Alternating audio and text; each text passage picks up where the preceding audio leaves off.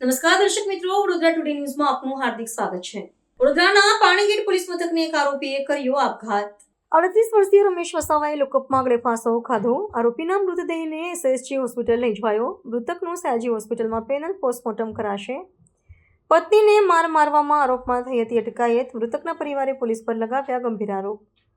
આરોપીને પોલીસે ઢોરમાર માર્યાનો પરિવારનો આક્ષેપ। પોલીસના મારથી ભાઈનું મૃત્યુ થયાનો બહેનનો આક્ષેપ।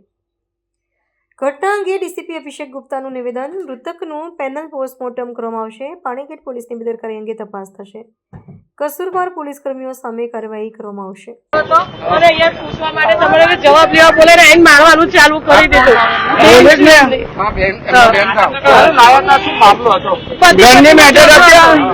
અને એમાં પછી પતિનો કે બીજા જણ અફેર હતો તો અમે કીધું એમને કે તમે એને આવું ઝઘડો છો ના એને પકડશો તો એમને મારીને અંદર પૂરી દીધો।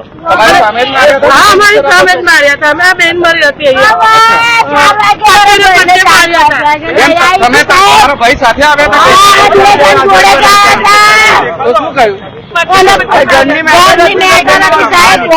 મારા ભાઈને બિચારાને એક તો હા છે નહીં એનામાં સાહેબ।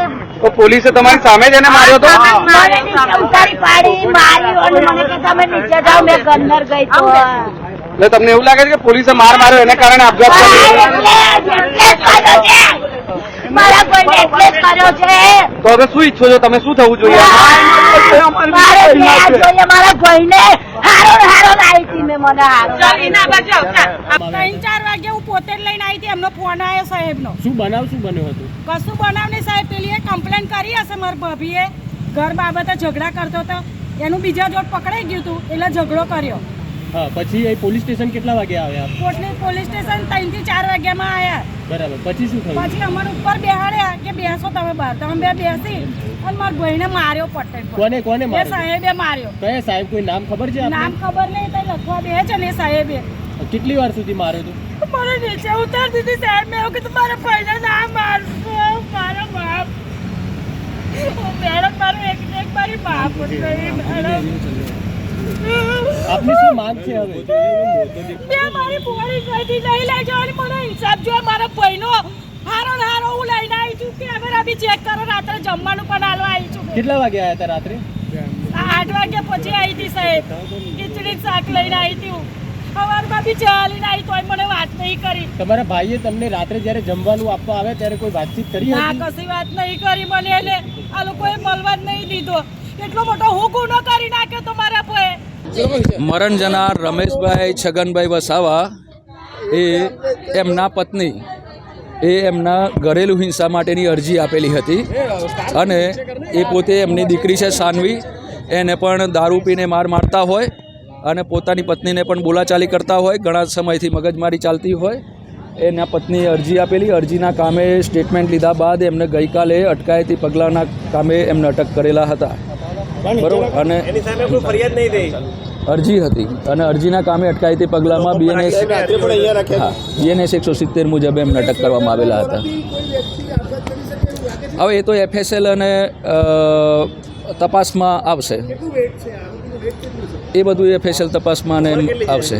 38 વર્ષ પોલીસે એને માર માર્યો તેવું એની બેન કહે છે।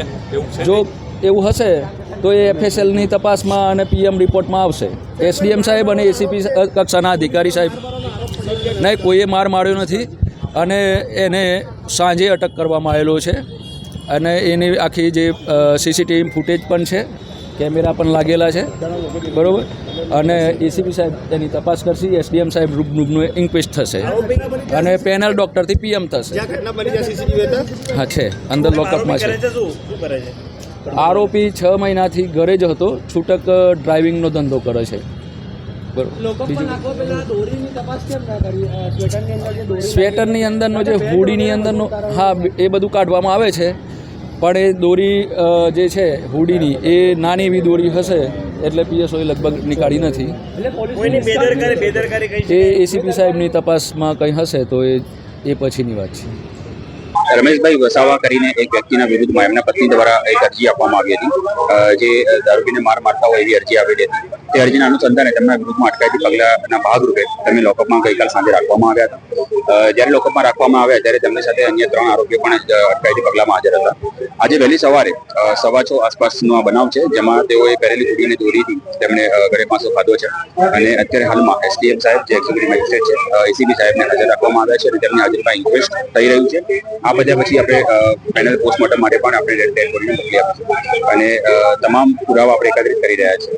ટેકનિકલ સર્વેલન્સના આધારે જે આપણી પાસે સીસીટીવી ફૂટેજ છે તેના આધારે એક્ઝિક્યુટિવ મેજિસ્ટ્રેટનો જે ઇન્ક્વેસ્ટ ભરાશે એના આધારે અને પોસ્ટમોર્ટમના રિપોર્ટના આધારે આપણે આગળ યોગ્ય કાર્યવાહી કરવાની. પોલીસ દ્વારા એવી કોઈ પણ માર મારવાનો બનાવ બનેલ નથી. બહુ સામાન્ય ઘટના હતી અને સામાન્ય ઘટના હતી એટલા માટે જ આપણે અટકાયતી પગલામાં રાખેલ હતા.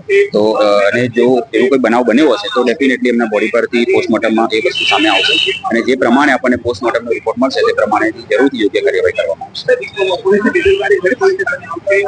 અત્યારે ઇન્ક્વેસ્ટ ફોર્મ ભરાઈ રહ્યું છે, ત્યારબાદ પોસ્ટમોર્ટમ થશે, સીસીટીવી ચેક કરવામાં આવશે અને એ એનાલિસિસ થયા પછી જ આપણે યોગ્ય કન્ક્લુઝન કરાવી શકીએ.